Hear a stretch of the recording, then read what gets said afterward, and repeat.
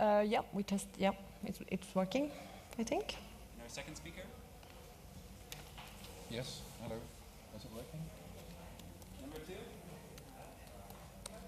Hello, hello, hello. Yeah, I hear myself. No. Number 3? Hear me? Hello. There it is. Okay. Number 4? Hi, everyone.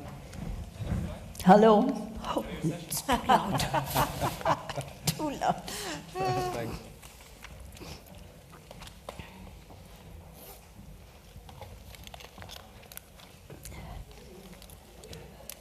Oh my goodness.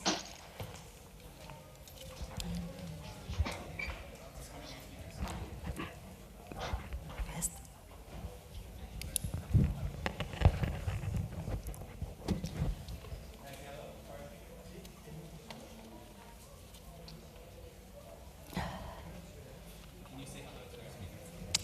Hello, Dr. Mansour. Can you hear me? Yes, I do hear you clearly. That's good. Great. Do you hear me? We do, loud and clear. Thank you. Okay, we will start. Welcome everyone to this session, a roundtable discussion focusing on quality in online, open and distance higher education across borders. My name is Torun Gjelsvik. I'm the Secretary General of ICDE, the International Council for Open and Distance Education. We are a global membership association with the headquarters based in Oslo, Norway, and we have members in all world regions. We're an NGO and not-for-profit, and also in a consultative partnership with UNESCO. So today's topic, the lack of national and institutional policies for provisions of online open and distance education is a major governance challenge for the uptake and delivery of flexible learning provisions. It is also crucial that the national and regional qualification frameworks and quality assurance and accreditation agencies have included and integrated online open and distance education.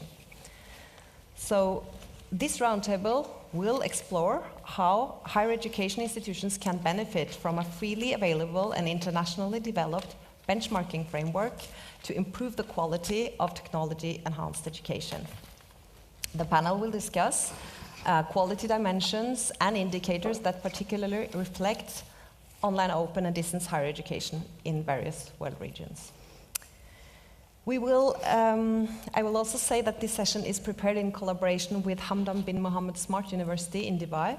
HBMSU is one of ICD's long-standing members and also the initiator of the benchmarking framework and consortium that will be presented here today. And this will be a point of departure for the panel discussion. So we will first, after my introduction, start with an introduction to the benchmarking framework from Professor Mustafa Hassan, who is the Vice Chancellor for International Cooperation at Hamdan bin Mohammed Smart University. And this presentation will be given through a short pre-recorded video. After the video, we will move to the roundtable, where we have 5 distinguished panelists with us, and I will briefly introduce them to you now. With us online, we have Dr. Mansour Alawar, who is the Chancellor of Hamdan bin Mohammed Smart University. He's also a chairman of the governing board of the UNESCO Institute for Information Technologies in Education, IITE, and he's also a member of the Executive Council of the Association of Arab Universities. And Dr. Mansour is, as you can see, with us virtually today. On my left side here, we have Professor Asha Singh Kanwar. She's the president and CEO of the Commonwealth of Learning, and one of the world's leading advocates of learning for sustainable development. Her areas of expertise include open, distance and technology-enabled learning, open educational resources, quality assurance, gender and organizational development. And on my right-hand side, we have Dr. Deborah Adair. She's the 8th president of the International Network for Quality Assurance Agencies in Higher Education, INCAHE, a worldwide association of more than 300 organizations active in the theory and practice of quality assurance in higher education.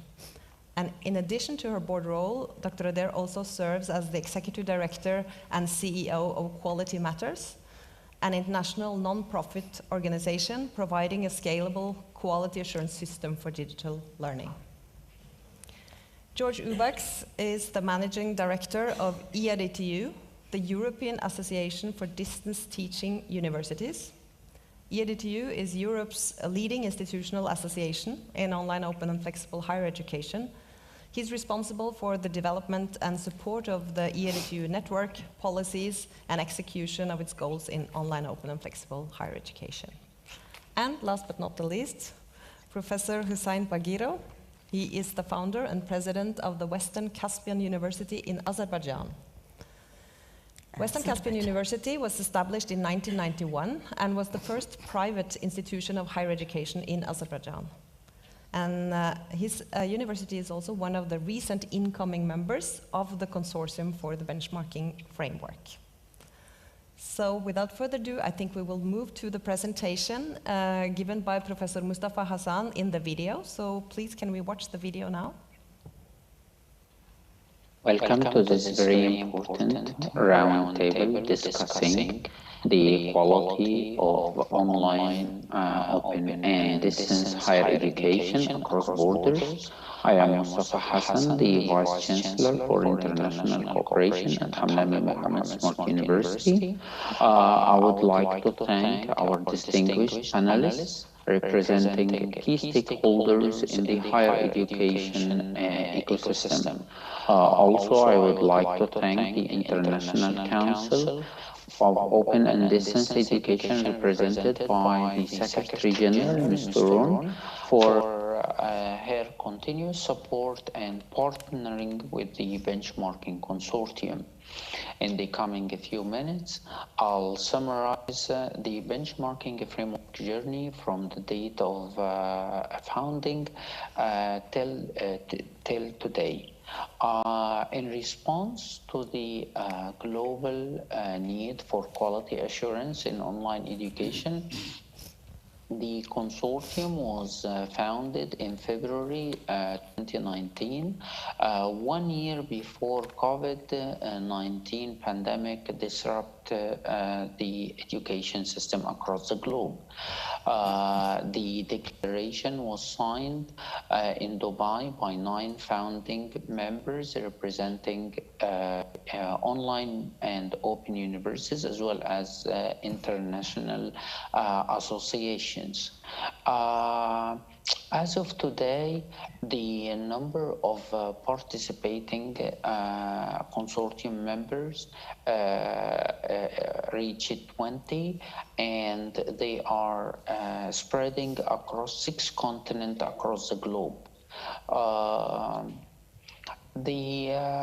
This graph shows the journey, the benchmarking framework journey, and as you can see, following the launching of the consortium in February 2019, a technical committee was formed in 2020, and the technical committee aimed at developing the first draft of the benchmarking framework, and the framework was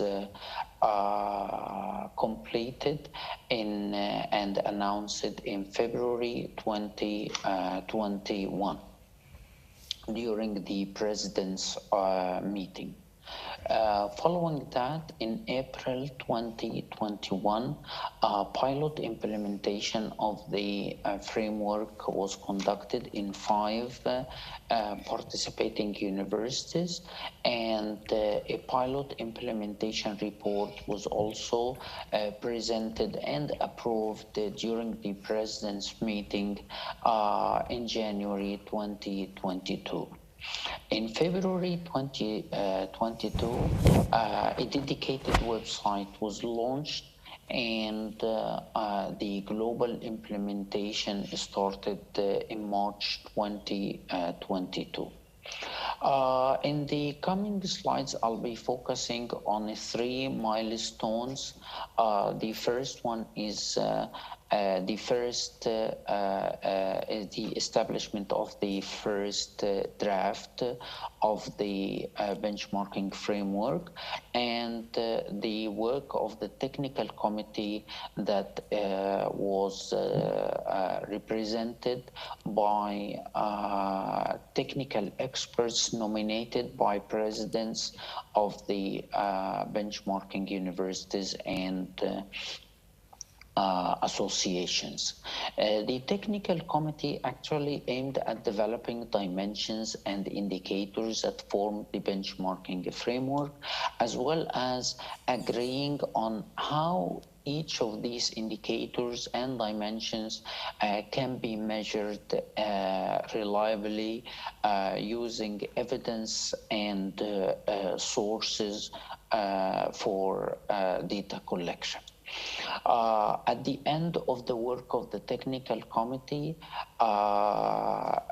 in January 2021, a report was formed that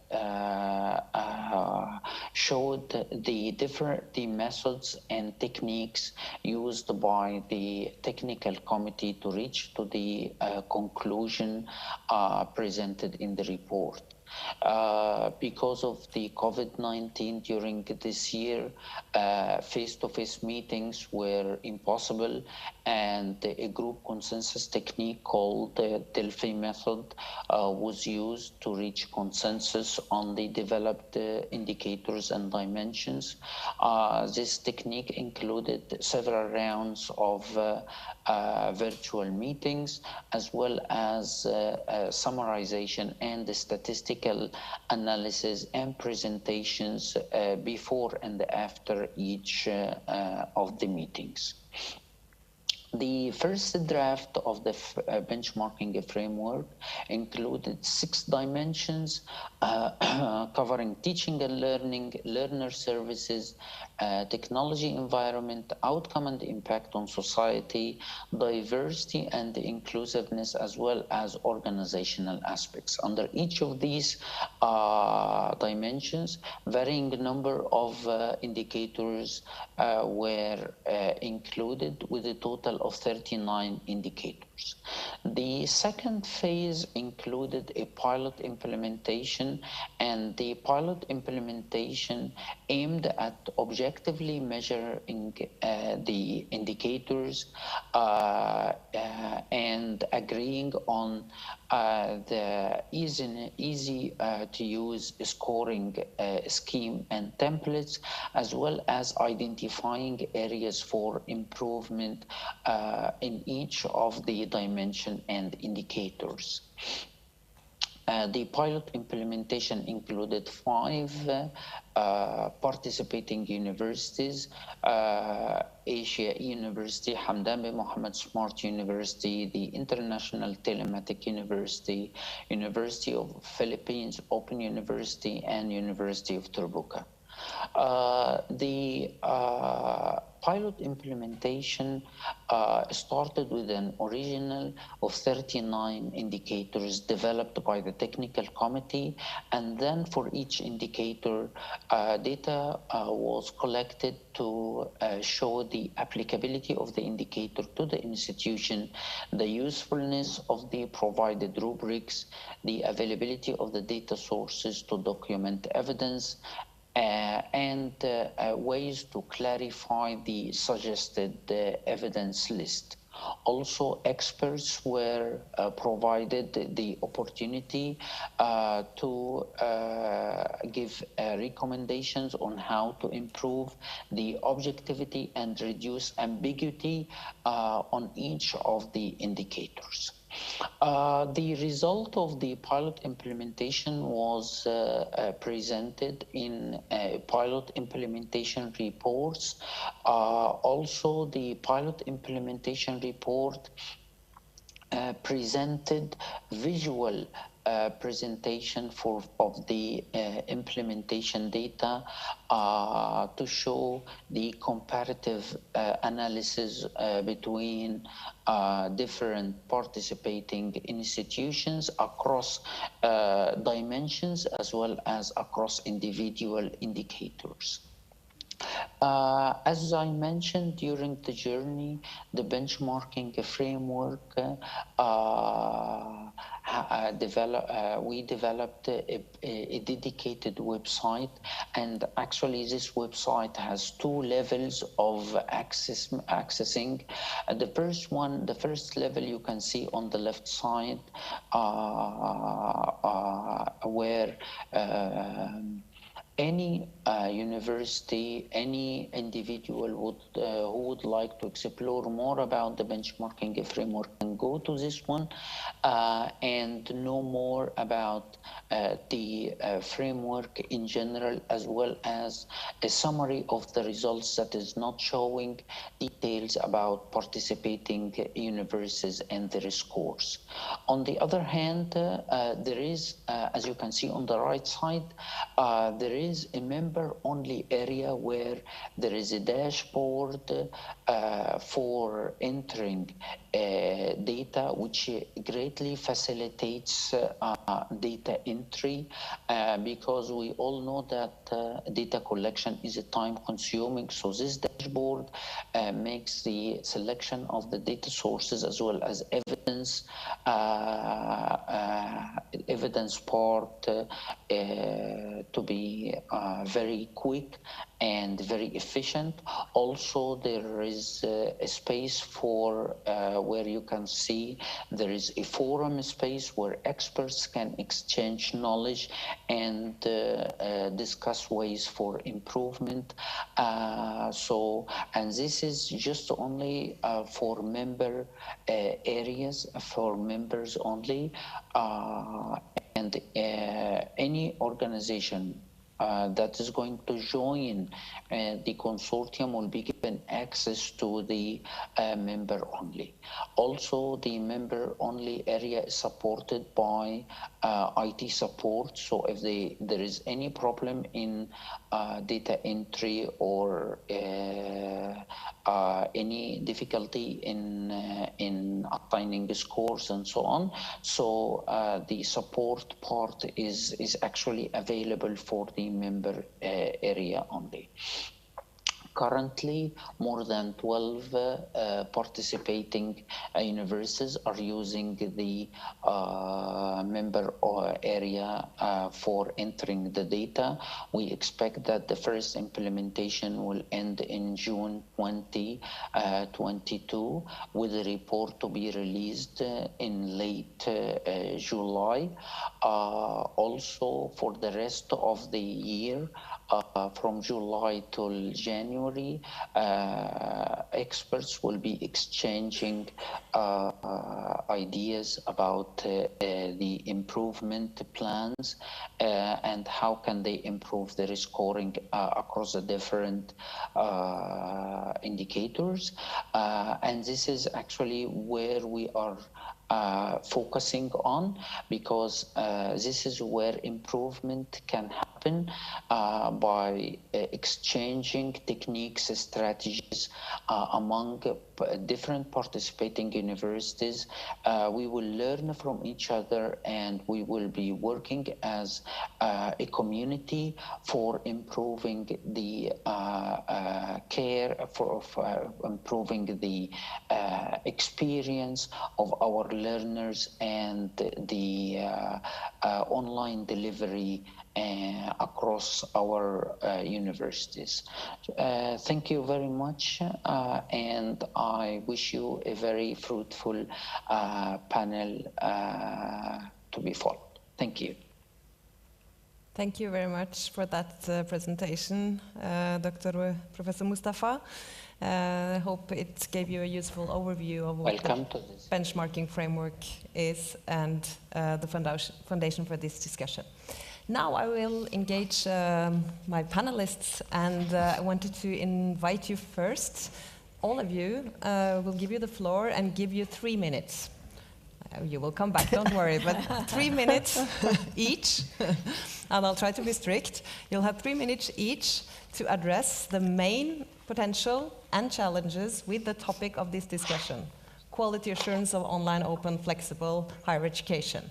So I'll start by giving the floor to you, Dr. Mansour, for your main perspectives, please. Thank you very much. Dear Chair, dear esteemed colleagues and participants, I just would like to correct Turan, your introduction. Thank you very much for the nice one. But just to remind you that my term as the chairman of the governing board of ICDE came to an end by end of 2021. So I was honored to be chair that governing board from 2014 until 2021 for 8 years.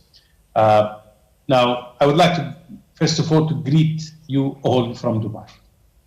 And thank you for this opportunity to share our experience and ideas for the future of quality assurance in online, open, distance, and technology-enhanced higher education. When Hamdan and Mohammed Smart University, ladies and gentlemen, was established 20 years ago, it was the very first e-learning academic institution in the United Arab Emirates. Unique to the existing education landscape at that time. Thus, even standards for online universities were not there in the beginning. But however, I should say this, that the Commission of Academic Accreditation in United Arab Emirates was so bold and brave to put forward for the first time in the Arab world standards for licensing such institutions, to create new standards to reflect the unique characteristic of online higher education and allow establishment of new types of education institutions. While the situation has been improving, ladies and gentlemen, the rapid digital transformation of education accelerated even more since 2020, dictates that the need for all stakeholders, academic institutions, ministries of education, quality assurance and accreditation agencies to keep the same pace fast by continuously synchronizing the quality assurance standards with the new developments in the evolving field of education. This requires a sustainable dialogue among all stakeholders, facilitated flow of information, and exchange best practices. This is one of the major challenges to be addressed if we want to stay relevant and manage to ensure robust quality of online higher education without slowing down its progress. Other challenges for quality assurance to address include understanding the difference between the input and the output quality indicators, as well as accommodating for national and regional contexts in quality assessment practices, while being alert to international developments and trends. In order to support the process and facilitate the digital transformation of education, HBMSU has been contributing expertise, resources. We have put forward and collaborating projects in the field of quality assurance and education. In 2010, HBMSU and Swiss Center for Innovation and Learning of the University of St. Gallen in Switzerland at the time developed the first edition of the Middle East e-learning quality framework. We called it MILQ, M-E-L-Q, which builds actually on a solid ground of research and practical experience. MILQ was built on a set of quality criteria which are theoretically sound and supported by empirical evidence to assess the quality inputs necessary for digital transformation of a learning institution. The framework had to be localized for the Middle East and the university to take into account regional context. In 2022, just current year, ladies and gentlemen, the 2.0 edition actually was developed again with expertise from HBMSU as well as the University of St. Gallen, and added new concepts such as an AI and various dimensional of digital transformation of education, and revised the quality criteria accordingly. MILQ 2.0 measures the readiness of any institution that aims to be digitally transformed. The second flagship, launched by HBMSU and its partners in 2019, and the benchmarking framework on online and open smart technology-enhanced higher education. The participating members initiated the work to establish a common understanding of the quality criteria that are particularly reflective of the uniqueness of the online higher education and measures the quality output. While the benchmarking consortia started before the pandemic, its work even became more relevant during the pandemic, with many universities shifting from conventional face-to-face to online education. The benchmarking framework is an important milestone as it allows participating universities to use comparative analysis for evaluating the performance across the critical dimensions relevant to online, and I think Professor Mustafa has alluded to that part. The quality assurance itself, ladies and gentlemen, is a continuously evolving field, and the standards and criteria for assessment of education is not carved in stone.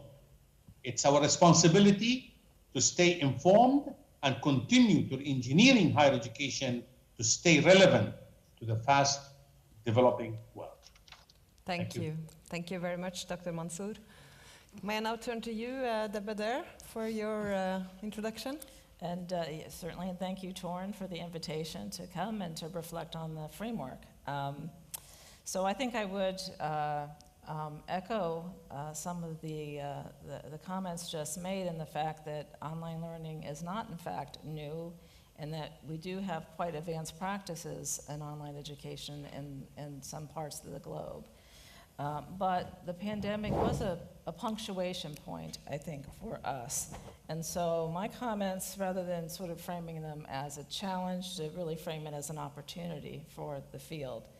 We all saw firsthand how challenging it was to provide a quality education for students during the rapid pivot to online education during the pandemic. And in fact, you know, we are trying to use terminology for that period as remote education as opposed to online education, because of the lack of opportunity to do the kind of careful pre-planning that good high-quality online education has developed over time. But we know that students and instructors struggled with basic access to the learning and the technology and the connectivity, and a lack of familiarity and training with the online format. But in spite of that, the promise of online education to widen access to education was evident. In many places, including in the US, there was much dissatisfaction and many complaints about poor quality and learning loss. And yet, both faculty and students were attracted and remain attracted by the convenience and availability of a modality and demand that has broadly increased.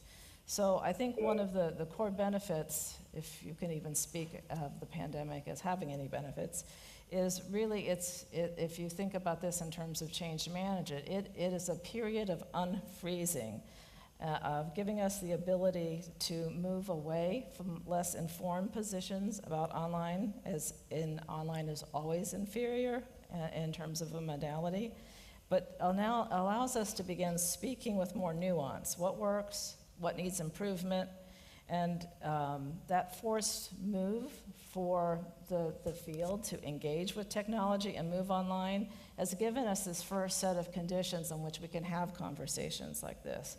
So online education as a tool and a solution to widen access. Our challenge right now is just to improve the way we do it, to learn how to do it well.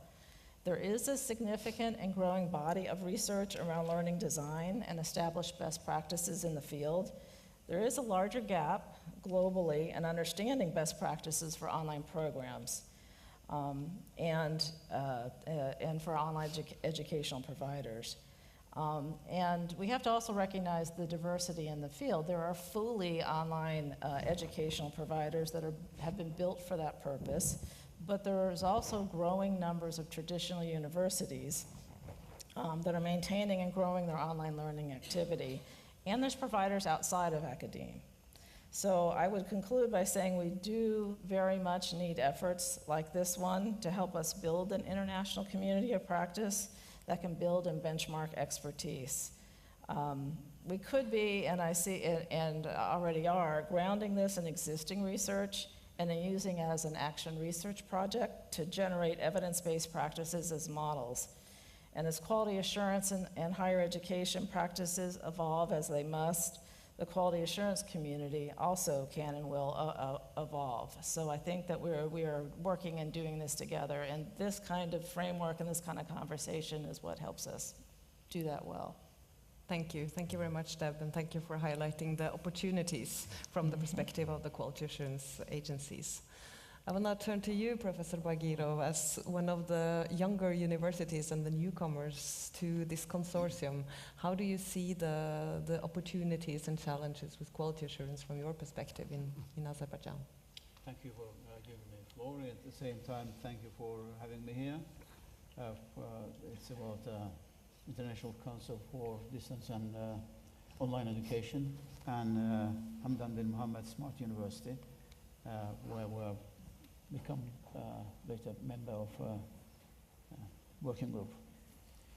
Western Caspian University is a 32 years old university. It is private but social oriented.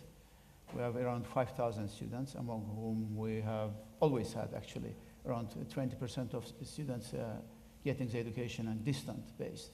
Mostly they are working class people who need to work, not just to pay tuition. Most of them are not doing that, but just to live and to support their families.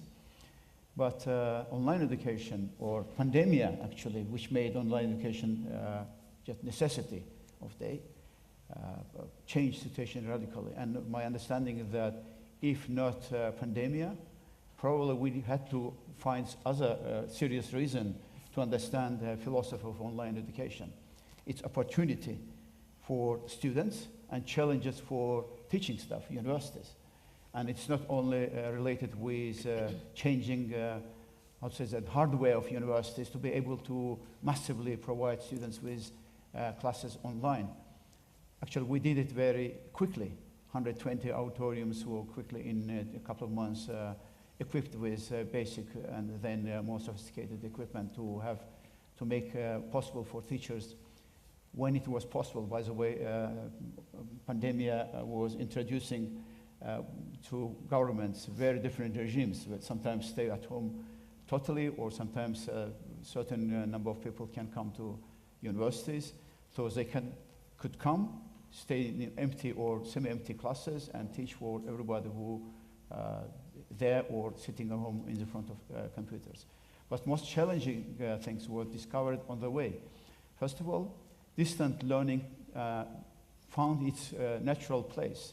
It is part of online education, or it is just a segment of online education, because traditionally it was students who were coming a couple of times a year to university for a decade, 10 days or 15 days, having intensive classes, examinations, and going back. But online technologies let us to see how seriously we can change quality of this distance education as well. Then, why challenges for teaching?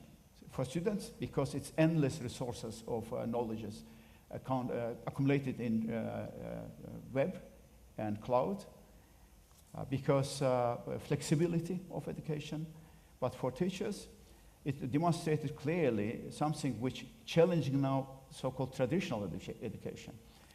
Teachers, already we were feeling that it is a growing gap between even quality assurance indexes, which were formerly following, and effect of this kind of education based on traditional principle, which is teachers in most of places were teaching what they know.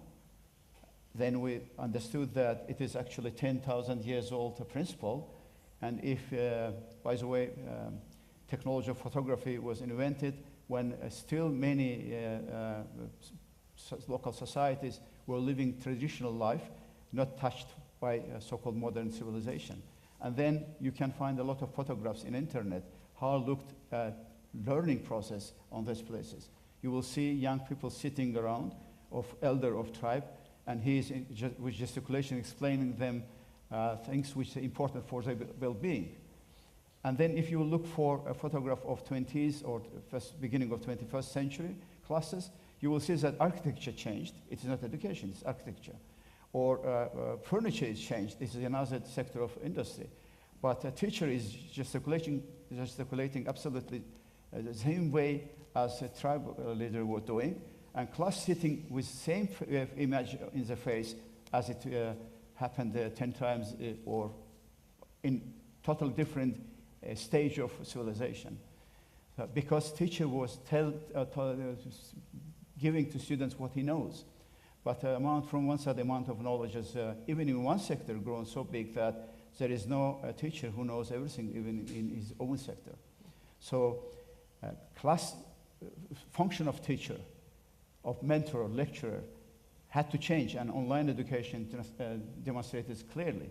You cannot sit in the empty class in the front of computer and teach as if nothing happened, because students force as well to go and look for knowledges, and they see that sector has much more achievement than a teacher can provide them.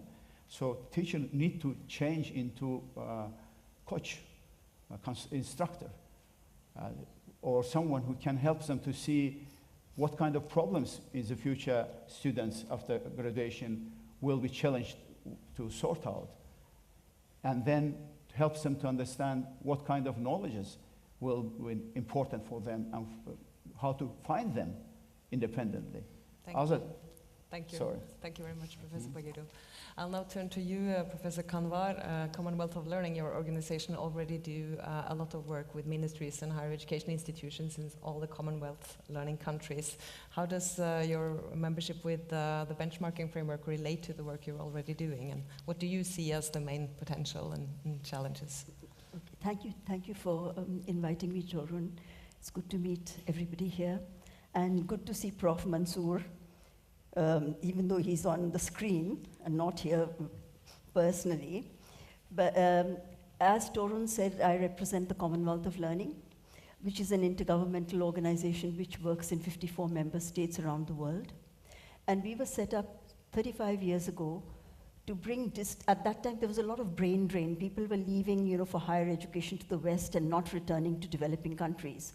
So Commonwealth heads of government set up this organization to strengthen tertiary institutions within the home countries by providing distance learning and technology-enabled education. So quality has always been a challenge for us from the very beginning, because everybody thought distance education is second chance, second rate, and so we were sort of always under pressure to help member states develop tools. So we started in the beginning 35 years ago with quality assurance guidelines for open and distance learning. Then when the open educational resources movement came, then we've developed a framework for determining the quality of OER. After that, MOOCs came, so we have guidelines and accreditation mechanisms for MOOCs for member states. And more recently, we've developed 3 layers of quality assurance tools. One is at the course level, which covers the pedagogy, the formats for presentation, and gender-responsive materials. We also developed a quality assurance rubric for blended learning and implemented this in East Africa, the 4 East African countries, Uganda, Tanzania, Rwanda, and Kenya. And in Kenya, this was so successful that 90% of all universities in Kenya have now adopted it. So which is a good outcome, because it's gone beyond our expected level of support. And at the institutional level, we've also developed some benchmarks, for people to look at quality at the institutional level. But because we deal in such different contexts, and most of the 47 out of the 54 countries are developing, we try to reach the last person in the queue. And I'll tell you that what are the challenges, Torun asked me, for quality assurance. I think for us, one of the biggest challenge for quality assurance is that how can we have quality with equity and inclusion? And for example, in northern Bangladesh, we support these boat schools. So before the pandemic, these boat schools would pick up the children from their homes on the riverside, and they would study the whole day, and they're equipped with solar panels, computers, and benches, and drop them home. But when the pandemic happened, the parents were not able to support the children, so the teachers were being picked up from their homes and being brought to these communities. And there would be little groups of 6 children sitting on mats and one teacher teaching them for 45 minutes, then go to the next group and the next group. And this is how, they found a creative way of ensuring. So that's for us the biggest challenge. How can we have quality with equity and inclusion? I think the second big challenge for us is that how can quality focus on learning outcomes and not be sort of so concerned about delivery modes. Is this online? Is this distance? Is this something else? Ultimately, it's the outcome that counts. So how does quality actually look at that? And I think the third challenge for us is that how can quality assurance agencies be nimble and agile to embrace emerging developments? Quality assurance is always operated in very structured contexts. Now there's so much openness. So how do the twain meet is the question. Back to you, Torun. Thanks, Asha. Thank you very much, and also for highlighting the aspects of inclusion and equity often being missing in the quality parameters. I was in a panel yesterday organized by the UNESCO Institute for International Educational Planning, and their recent report on flexible learning pathway shows exactly this, that the quality assurance system, they're often input-based, and often this addressing the equity and inclusion is missing. So thanks you for highlighting that. Now over to you, George, and the European perspective, and the perspective from your association for the European distance teaching universities. Yeah, thanks, Torun, and I'm happy that we are all face-to-face back again after so many only online meetings. When we developed the e-excellence benchmarking system some 15 years ago, we had to do 3 updates because innovation in higher education is going so fast. And we are now already predicting much more in the mainstream the uptake of online education, as we see 3 developments supporting that. First of all, it's the COVID crisis, the emergency remote teaching asks for further expertise, specialization, and educating the educators in the use of digital didactics, and having more programs online in the mainstream education. Secondly, universities tend to extend from campus-based educations from 18 to 25-year-olds towards continuing education more and more, next to open education. And for continuing education and the related micro-credentials, also there, shorter online programs are envisaged to grow more and more. And then especially also in Europe, we have further internationalization. European university alliances of universities working together in international collaboration, which is also done further online. So looking at the first, on the response to the COVID crisis, we saw that there was a call for expertise, as of course the first online solutions were appreciated, but that is not the way forward. It's not really quality online education. Actually, it is bringing us back after so many years that we were developing. It was giving online education actually a bad name. And we therefore also promoted research and expertise in quality online education with our e-excellence system, but also in response to the European Commission call for programs to support universities European-wide in the uptake of further professionalizing online education. And therefore we have built a program, which is a course program, it's running at this moment, called Digital Pro. It's available to all universities, in which you have 3 sections related to the 3 formats on online education, which is hybrid, synchronous hybrid education, blended education, and pure online education, in which synchronous hybrid is presence of students online with the students on campus, this combination. Blended, where you have a conscious choice of what you do face-to-face and what you do online, asynchronous and synchronous. And then the purely online education, which in definition is with the distance between the teacher and the student. So we are running these programs now, and they will also be available as open source after the project is ended. And in total, these are 3 times 6 course sessions.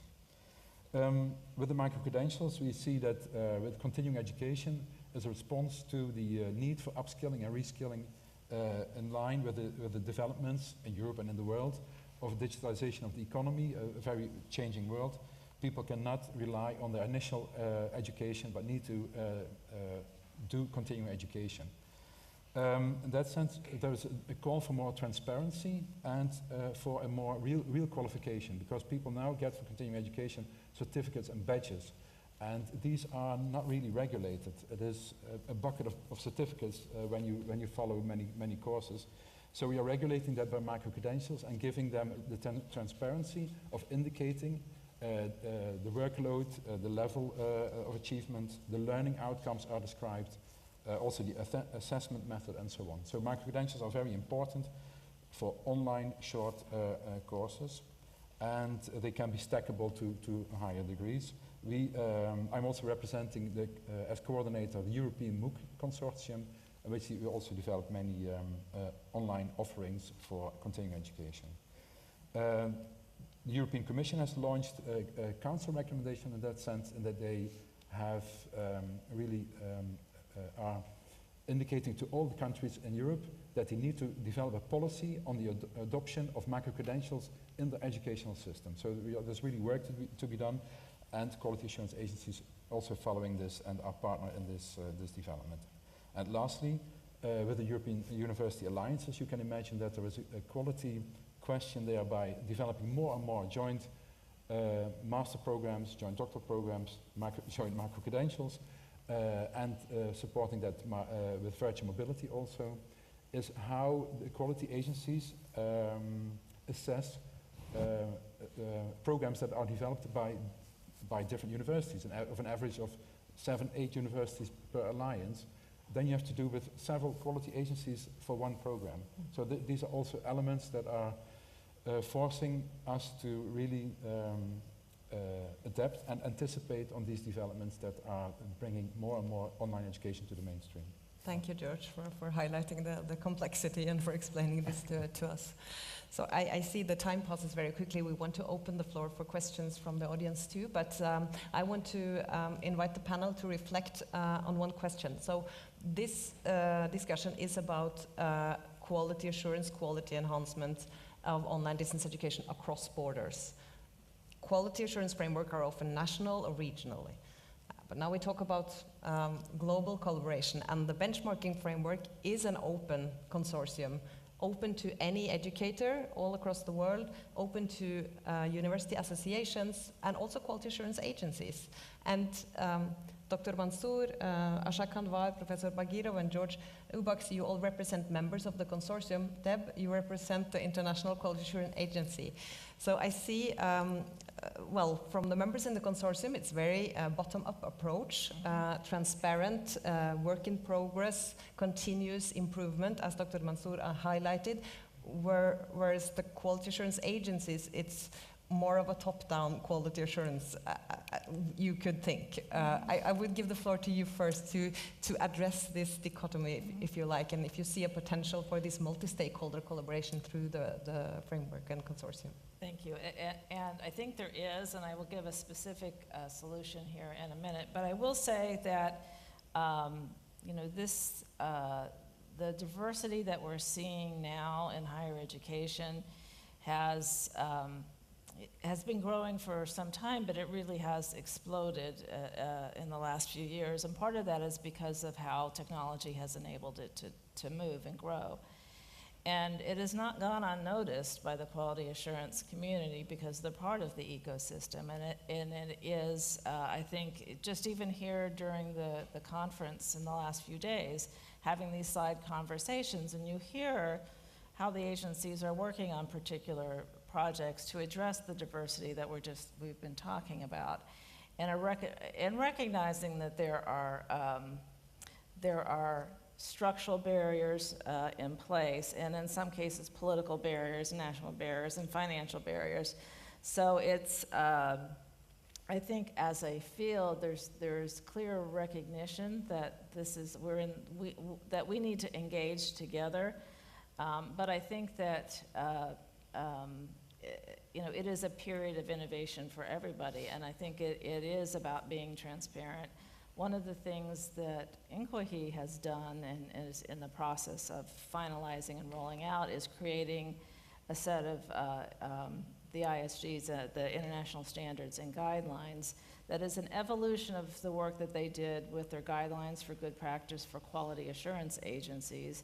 But now what we're doing is evolving that to baseline standards and then having a modular approach where we can focus and provide guidance and evaluation of QA agencies based on what they're doing with online education or micro-credentials or cross-border education. And providing that, because those kinds of international or global standards for quality assurance agencies, even as optional opportunities, help drive change, help provide another layer of motivation, right, to look at these issues. And I think the collaboration that's happening the ground up can only inform those practices. So I think that there's much goodwill and much intentionality right now, and we need to seize that and take advantage of it. Thank you, Deb. This also relates to what you pointed out, Asha, about learning and education and quality assurance also. It all happens in a context. How do you see the future in the context of collaboration across borders in this domain? Torun, I think this benchmarking exercise was very collaborative and consultative. So I think a lot of people have ownership of the product, and it's very helpful. But collaboration really is the future, because if you look at the Pacific Island states, Nauru has a population of 11,000 people in all. Now, they're not going to have a quality assurance body, but regionally, they can use a collaborative tool. Similarly, in the Caribbean, you've got the CARICOM quality assurance standards. So these kinds of benchmarking tools are very good at the regional level, because it's very difficult for small countries to develop these tools because of various resource constraints. So these kinds of collaborations, and they work actually. We've developed a transnational qualifications framework for the Commonwealth. We run actually, the ministers asked us to run a virtual university for small states of the Commonwealth. So they want mobility. And I'll give you an example of how it actually worked. One student in the National University of Samoa completed a diploma in sustainable agriculture from this virtual university, but wanted to do a master's in the University of the South Pacific in Fiji. But because everybody was sort of linked to this transnational qualifications framework, so she was able to transfer her credits and go to the next degree. So I think it does work, but this is the future. More openness, more collaboration, and concrete action. Thank you, Asha. Dr. Mansour, the members of the consortium of the benchmarking framework, they come from all the various world regions. How is this complexity reflected in the consortium and in the framework itself?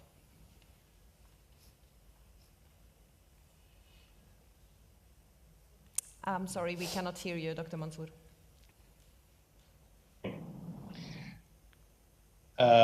In the increasingly globalized world, Torun, I think education is becoming more internationalized as well, meaning that information, faculty, and students move freely across borders in the real and the virtual world.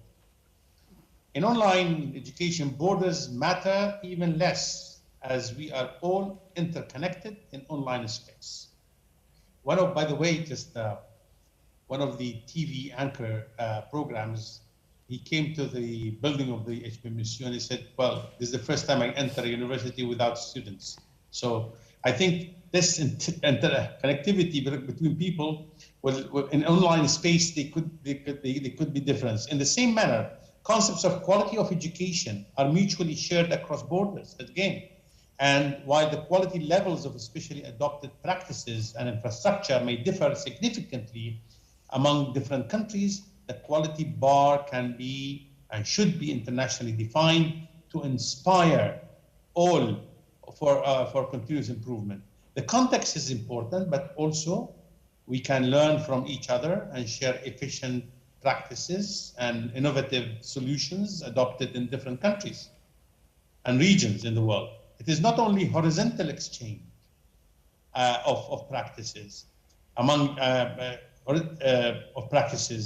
universities themselves, but also informing other parties such as quality assurance and accreditation agencies of the latest development in the field to promote the evolution of education. The key, ladies and gentlemen, the key to symmetrical evolution of the field of online higher education and its quality assurance standards is to create a sustainable dialogue among all the stakeholders and ecosystem with free information exchange among its major elements, where the industries inform the higher education for their demands of certain skills, universities adopt their programs and anticipate major developments to equip the new generations of students with relevant knowledge and skills. Quality assurance agencies adapt actually the criteria for quality assessment to ensure the relevance and support for online universities. The expert communities and consult all parties to this. So I think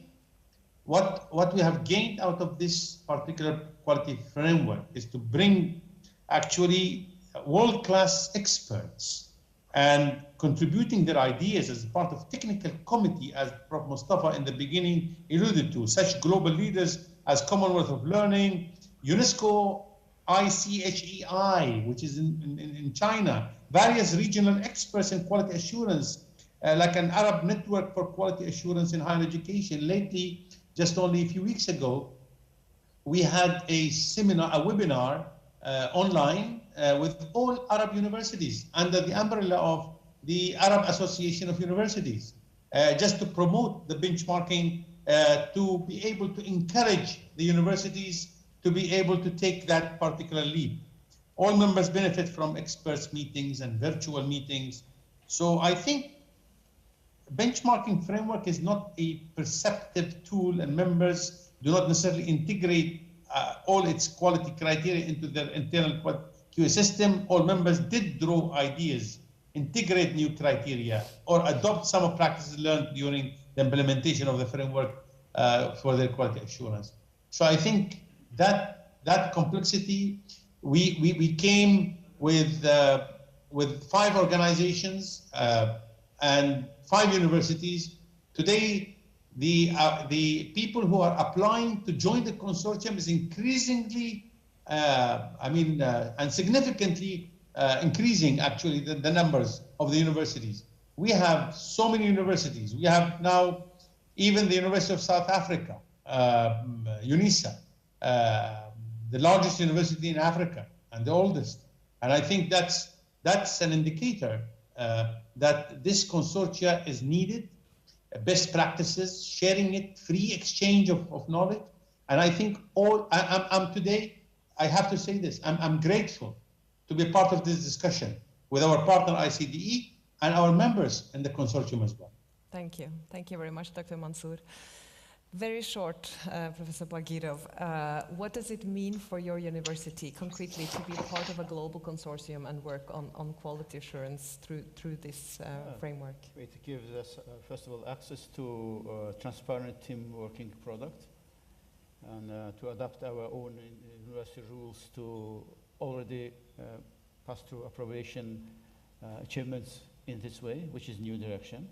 So where we need really clear, achievable standards, and actually establishing new reality for students when they can have a better way of student mobility. Thank you. Thank you very much. What about you, George? From the regional perspective, quality assurance frameworks, you work on the regional level in Europe. How do you see the potential for global collaboration? Yeah, you can think of 2 ways. An extreme, so to say. One is that you would say there is you work towards a global agreement of the benchmarks that is so generic, but that you fill that in, connected with regional examples of good practices and in the context of each of the continents, and that you have an expert team that works on keeping the benchmarks up to date, but at global level. Or, and the other way around, is that the benchmarking systems that are existing regionally coexist next to each other including their regional examples, but that there is the experts of the different benchmarking systems are working closely together to keep each other up to date on how to fine-tune or update the benchmarks. So 2 ways possible there. Thank you. Now, we'd like to open up the floor for questions. And we have an extremely skilled panel and very good global representation. So please feel free to raise your hands. I suggest we take a couple of questions and then you can take note and reflect on what you would like to comment on because of the time. Yes, please, and then you after. Douglas Blackstock, I'm the President of the European Association for Quality Assurance in Higher Education and spent 20 years in senior roles in the UK body QAA. Thank you for your presentations and information about your benchmarking, and I think it's absolutely right at this stage in development to think about benchmarking rather than necessarily new rules top down which would prevent innovation. By the way, I disagree that all quality assurance is top down. I certainly worked in a system where it's co-created with the sector. Indeed, most external quality assurance involves experts and students drawn from the sector. But I think this is really, really important work that you're doing, and the commitment to sharing it publicly and openly, I think, is really important. We're at a really, really significant period of change. Before the pandemic, I was dealing with many countries, particularly east of, even in Europe as well, where online learning just was not recognised. It couldn't be a good degree. Well, what we had to do in the pandemic is everybody changed the way they were working, and we've discovered that quality exists, good degrees exist, students, the main thing for me about online or digital pedagogy, digital assessment, is it can democratise access to higher education to people from regions and countries that could never physically spend all the money to go abroad and study on another campus. So thank you for that, but I would say, I would caution against at this stage any idea of top-down rules on an international level. We're just beginning the implementation of the African standards and guidelines. Colleagues have developed their own standards and guidelines. There's just the implementation of the ASEAN standards and guidelines. Colleagues in Latin America have developed principles for quality assurance. I do not think a global system can work, because I'll tell you this, people may say I often say the Bologna process is brilliant, but we've still got countries that can't implement the full standards and guidelines for quality assurance. So we need to find regional ways of cooperating, I think, and then international cooperation to share practice rather than new rules. Thank you. Thank you very much for your contribution and also for arresting my assumptions on the quality assurance agencies. Yes, please. Yeah, thanks a lot. Christoph Hansert from the German Academic Exchange Service, and we've exactly been supporting regional quality assurance systems in ASEAN, in East, West Africa, Central America, and I completely concur. My question would be to the audience, you're talking mainly about courses now and focusing on courses, that is what I understood. What is about the complete ecosystem for the student, the library, and how is it working, student counseling? So if you have a complete distance course and you are not physically anymore in the university, what's about all the other issues which are making a university? And is that part of the quality assurance process? We started access to free digital libraries courses 10 years ago, but the qualification of many university lecturers to know how to deal with free digital libraries is still not very much known around the globe. So I was just interested whether these aspects will come into your benchmarking system. Thank you. Was there a third? Yes, and then you. Thank you very much. My name is Alpha Wuri. I am the Minister of Technical and Higher Education for Sierra Leone. May I say that I find this most exhilarating, considering the fact that investments 20 years ago by international agencies have supported primary and secondary education in most African countries. And as at now, the numbers that require tertiary education is getting bigger and bigger. One expects tertiary education not only to be university education, but all the layers. By that I mean technical institutes, community colleges, polytechnics, and things like that. And the gap there would be instructors or tutors. So the use of online access would be vital at this time. However, most countries do not have policy frames that allow accreditation of these various degrees, or let me say, instructions that exist online. So the very first need or help is how to standardize a policy framework for it to go into national qualification frameworks such that you can get a level of accreditation into these courses you could access. The next issue I would want us to look at, maybe one could consider, as you use the word hybrid type of learning, in which you still have standard students accessing colleges and things like that, but adopting some of the programs that are outside to improve the quality. I'm saying this because 20 years ago, 25 years ago, we worked with Commonwealth of Learning, and I could remember ASTA supporting how you improve teachers in primary schools that had such a blend as you go along. I thank you. Thank you very much. And then, lady. I'm Nadia Badrawi. I'm the president of the Arab Network for Quality Assurance, and I'm working with Dr. Hamdan actually a lot on this benchmark, quality benchmark. I appreciated very much the work that had been done and distributed and all over the world. But my second question to this panel, actually, when I come to accreditation, and it is very important at the end that any degree or any whatsoever coming from open university or distant learning university to be accredited. Should we think of developing or establishing an international quality assurance and to accredit this university, or should we go to the national quality assurance agency to accredit this? And if we go to the national quality assurance to accredit it, how can we be sure that they will follow the benchmark, the quality benchmark that had been developed in the consortium or everywhere? I mean, I know that, say, Dr. Hamdan University had been accredited by the UEA, and the same in Egypt, the same in everywhere. But with this internationalization, should we develop an international body to accredit this distant university? Because distant university is not a national university. Usually, it is an international university. This is my question to this panel. Thank you. Great question. Okay, I think we need to stop. Okay. I'll give the floor to you for a short question, and then we will have some responses. Thank you so much. I'm Judith Eaton. I'm the President Emeritus of the Council for Higher Education Accreditation in the U.S., and in a way, I'm answering Nadia's question.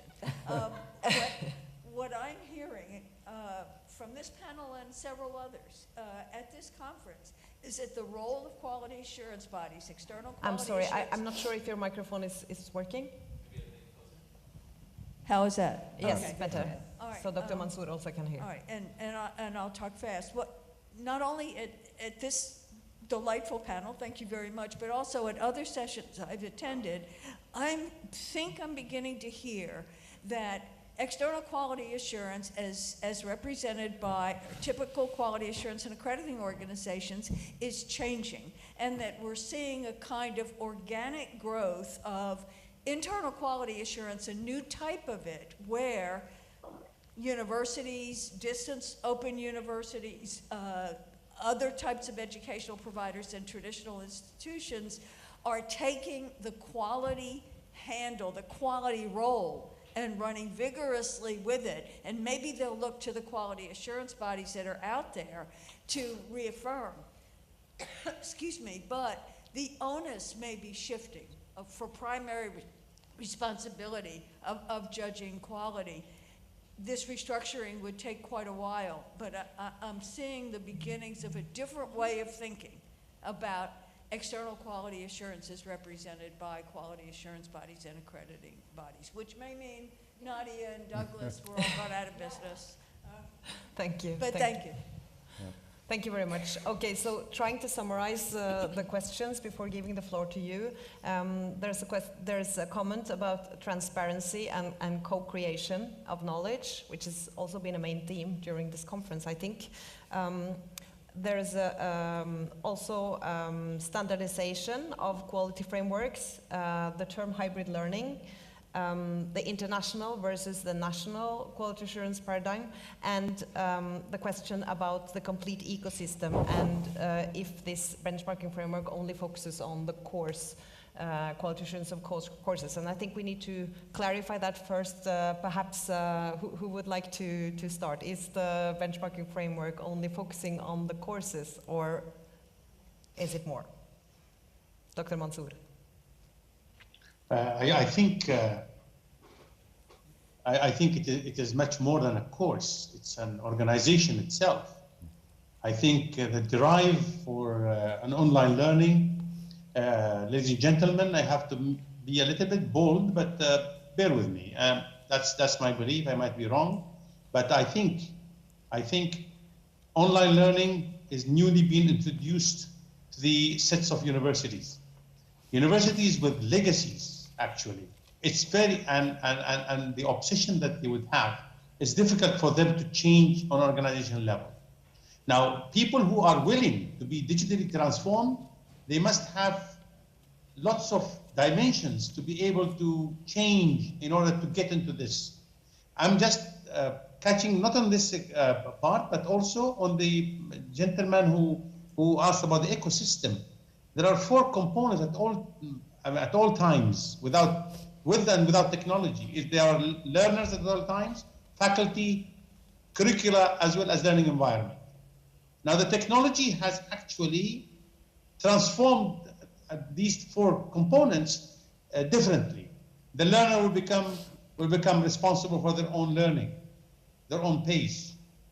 I'm talking about this region, geography. People would think always, this is the job of university, this is the job of a school. You are a learner, you will be responsible. The faculty role, I think Professor from Azerbaijan alluded to, the role of the faculty, that's the biggest challenge that we have now with conventional and traditional universities. They are teaching, they are not mentoring. That is why we have a problem in this part of the world on terms of entrepreneurship, in terms of technical skills into the matter. So the role of the faculty changes, the curricula itself and the assessment itself changes. People are still, accredited agencies, they are still limited to summative assessment and formative assessment. While the online learning and smart learning is all about individualization, then it comes to something called the continuous assessment.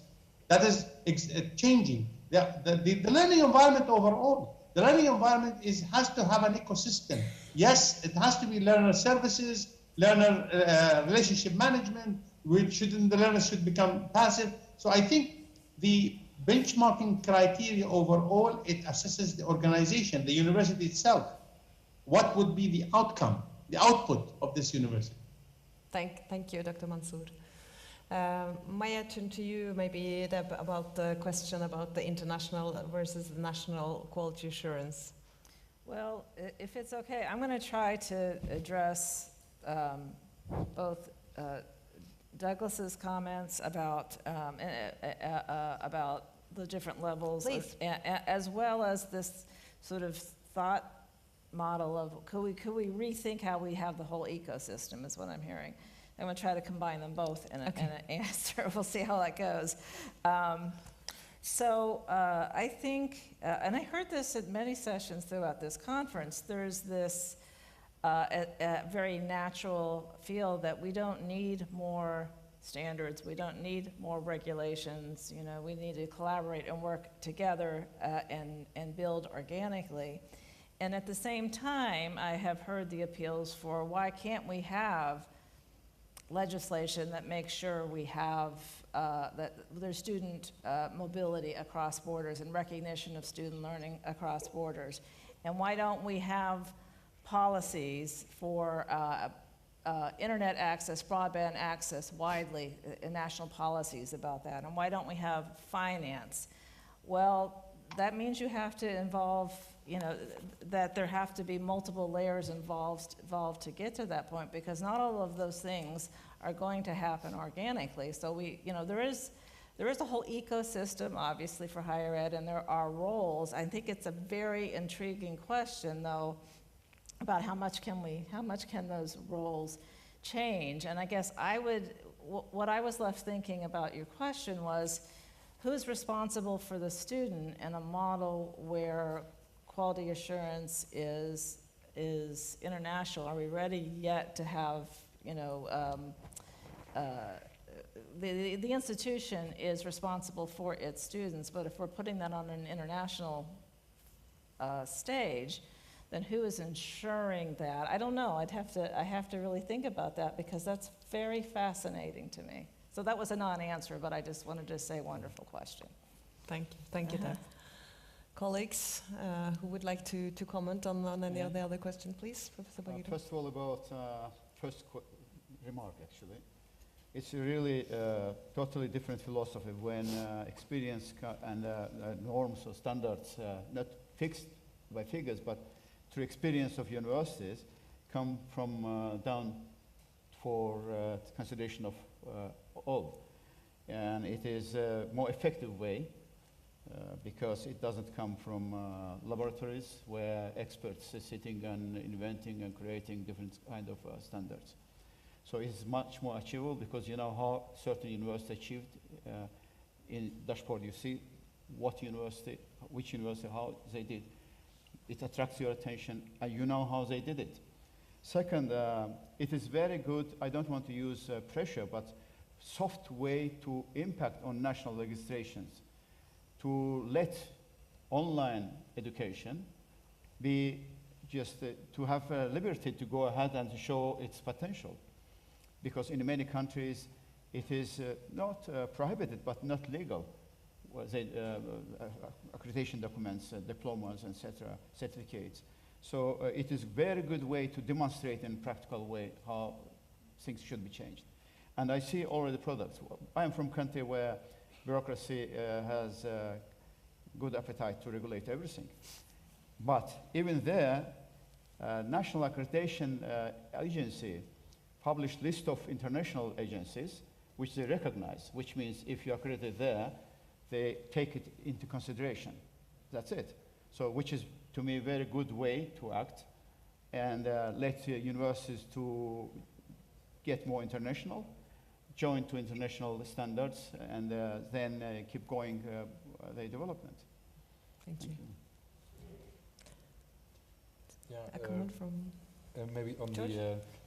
we often make the distinction between the quality assurance processes and the accreditation, as the accreditation is often a yes or no, meaning that the program is of high quality, mostly also on content and fit for what the student needs to learn. As quality assurance is more on the processes, does the process lead to the learning outcomes?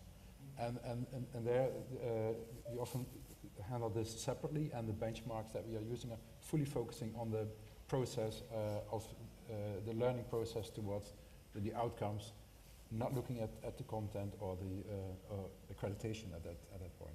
Right. Thank you. Asha, can we reach the goal of establishing a shared understanding of quality assurance of online and distance education globally? I think the future where we all have to think about is, for example, in Canada, they say that if you get a heart attack in a taxi, you're probably more likely to survive because your taxi driver is probably a cardiosurgeon. And this is the question of, the whole issue of accreditation, because they are not recognized in Canada. So we need more accreditation mechanisms across borders, and especially with this kind of refugee influx which is happening now. I mean, there are people qualified, and this is trained human resource, which is going to waste. So that is a big issue, because ultimately it's about practical problems. It's not just, processes and procedures on paper. Thank you. Thank you for giving that very good example. We are running out of time. Thank you very much. I want to thank my esteemed panelists for your contributions, for giving your global, contextual, regional perspectives, insights, and thank you to the audience for your questions and engagement. It's been a pleasure having you. I just want to close by saying that also ICDE, my organization, believes in, of course, international collaboration, co-creation of knowledge, and transparency in the processes of quality assurance. And we also talk a lot about quality enhancement, not only assurance, in the quality network of ICDE, which also George is a part of. So thank you very much. If you're interested in knowing more about ICDE, there's a few leaflets down here with some links, so feel free to grab one on your way out. Thank you very much.